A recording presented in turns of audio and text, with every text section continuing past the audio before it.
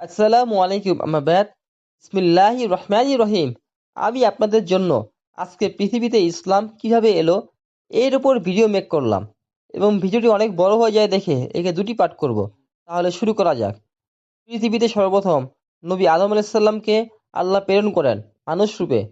তারপর বংশ পরম্পরায় এখন অব্দি পৃথিবীর প্রতিটি কোণে কোণে ছড়িয়ে ছিটিয়ে রয়েছি আল্লাহর মনোনীত ধর্ম যেহেতু ইসলাম, তাই পৃথিবীর সর্বপ্রথম ইসলাম ধর্ম ছিল। আর আমরা হাবিল কাবিলের ঘটনা কম বেশি সবাই জানি। আর আল্লাহ আমাদেরকে পৃথিবীতে পাঠিয়েছেন তার ইবাদত করার জন্য। সর্বপ্রথম ধর্ম যদি ইসলাম হয়, তাহলে এত ধর্ম সৃষ্টি হলো কিভাবে? আমরা সেই প্রসঙ্গে সম্পর্কে আরেকটি ভিডিও আপলোড দেব এই বিস- চ্যানেলে। আর আজকের ভিডিও টপিক শুনতে এখনই চ্যানেলটিকে সাবস্ক্রিপশন করে আমার সাথে শেষ পর্যন্ত থাকুন। এক সময় মানবতা ছিল অন্ধকারে ঢাকা, অন্যায় ছিল স্বাভাবিক, শক্তির সামনে সত্য ছিল অসহায়। আর ঠিক সেই সময়েই আরবের নির্জন মরুভূমিতে জন্ম নেয় এক আলো যা বদলে দেয় পৃথিবীর মানচিত্র, বদলে দেয় কোটি মানুষের জীবন। 570 খ্রিস্টাব্দ মক্কার একটি সাধারণ পরিবারে জন্ম নেন এমন এক মানুষ যিনি তখনও জানতেন না একদিন তিনি হবেন সমগ্র মানবজাতির পথ প্রদর্শক। 40 বছর পর হেরা গুহার নীরব আধারে যখন সমগ্র বিশ্ব ঘুমিয়ে, তখন তার কাছে নেমে আসে আসমানি আলো। ফেরেশতা জিবরাইল আলাইহিসসালাম প্রথম যে বার্তা এনে দিলেন, সেটি মানব ইতিহাসের নতুন অধ্যায়ের সূচনা। সেই বার্তা ছিল পরিষ্কার, সরল অথচ গভীর। এক আল্লাহতে বিশ্বাস, সৎ কাজে অবিচল থাকা আর ন্যায় বিচার প্রতিষ্ঠা। এক মানুষ, এক বার্তা, আর সেই বার্তা ছড়িয়ে পড়ে পৃথিবীর প্রতিটি কোণে। এইভাবেই শুরু হয় ইসলামের যাত্রা, এক শান্তির ধর্ম, এক আলো, যা আজও কোটি মানুষের হৃদয়ে সত্যের পথ দেখিয়ে যাচ্ছে নিঃশব্দে, অটলভাবে। আর সেই ঐতিহাসিক রাতের পর নবী করিম মুহাম্মদ সাল্লাল্লাহু আলাইহি সাল্লাম ফিরলেন মক্কায় মানবতার জন্য এক নতুন বার্তা নিয়ে, সত্যের, সত্যের, শান্তির শান্তির। আর এক আল্লাহর দাওয়াত নিয়ে। কিন্তু মক্কার শক্তিশালী কুরাইশ এই বার্তা শুনে ভয় পেয়ে গেল।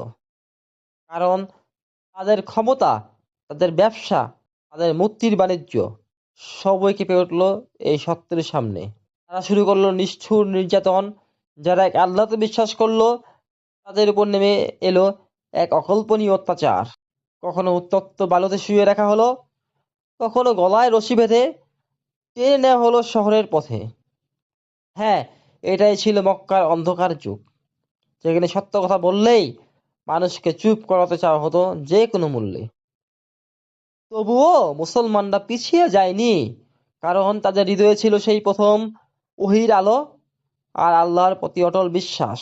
নির্যাতন যখন সীমা ছাড়িয়ে গেল, নবীজি সাল্লাল্লাহু আলাইহি সাল্লাম কিছু সাহাবীকে বললেন, হাবশায় যাও, হাবশায় যাও, সেখানে একজন ন্যায়পরায়ণ খ্রিস্টান রাজা আছেন, তিনি তোমাদের নিরাপত্তা দেবেন। এইভাবেই প্রথম হিজরত হলো ইথিওপিয়ায়। প্রথমবারের মতো মুসলমানরা পেল নিরাপত্তা, আর ইসলাম পৌঁছালো এক নতুন ভূখণ্ডে। মক্কা যুগ ছিল অন্ধকার, অত্যাচার আর ধৈর্যের পরীক্ষা। কিন্তু এই অন্ধকারে প্রস্তুত করেছিল সেই আলোকে, যা পরবর্তীতে বদলে দিয়েছে পৃথিবীর ইতিহাস। রাতের অন্ধকারে এক ইতিহাস বদলে যাওয়ার প্রস্তুতি। মক্কার নির্যাতিত মানুষের চোখে তখন শুধু একটাই আশা, স্বাধীনভাবে আল্লাহর ইবাদত করার সুযোগ। 622 খ্রিস্টাব্দ এই বছর মানবতার ইতিহাস লেখা হলো চিরকালীন এক মোড় পরিবর্তনের অধ্যায়। নবী করিম সাল্লাল্লাহু আলাইহি সাল্লাম তার প্রিয় সাহাবীদের নিয়ে ত্যাগ করলেন শৈশবের শহর মক্কা আর পাড়ি দিলেন নতুন গন্তব্য মদিনা। এই হিজরত শুধু একটি যাত্রা নয়, এই ছিল স্বাধীনতার পথ, ন্যায়ের পথ, আলোর পথ। এই ঘটনাকে কেন্দ্র করেই শুরু হলো ইসলামী হিজরি সন, যেখানে ইতিহাস শুধু লেখা হয়নি, জন্ম নিয়েছিল এক সভ্যতা। মদিনা রূপ নিল এক ইসলামী প্রথম রাষ্ট্রে, যেখানে প্রতিটি মানুষ ছিল সমান, নিরাপদ, সম্মানিত। আর সেই মদিনাতে লিখিত হলো মানবাধিকার, ন্যায় বিচার ও ধর্মীয় স্বাধীনতার প্রথম আনুষ্ঠানিক দলিল, মদিনা সনদ।